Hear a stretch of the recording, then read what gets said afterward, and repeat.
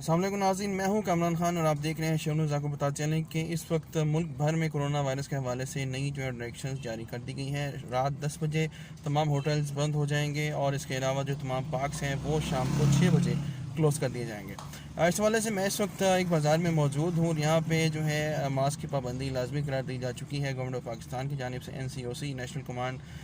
جو operation centre ہے اس کی جانب سے، اور اس وقت پورے ملک میں جو ہے لوگ اس کو فالو بھی کر رہے ہیں۔ اور فرانس اور جرمنی میں جو پابندیاں لگائی گئی ہیں، ایک بار پھر لاک ڈاؤن لگا دیا گیا ہے۔ اس کے بعد یہ چیز ایکسپیکٹ کی جا رہی ہے کہ شاید پاکستان میں بھی جو ہے یہ چیز پائی جائے، کیونکہ بھارت جو ہے وہاں پہ اس وقت 1 لاکھ سے زائد جو ہے افراد جو ہے وہ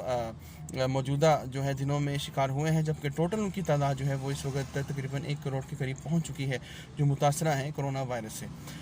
اس لیے پاکستان کو مزید جو ہے احتیاطی تدابیر کرنی ہوں گی اور عوام کو اپنے آپ کو ذہنی طور پہ تیار رکھنا ہوگا کہ شاید اگلے دنوں میں پھر سے کوئی مزید پابندیاں لگیں۔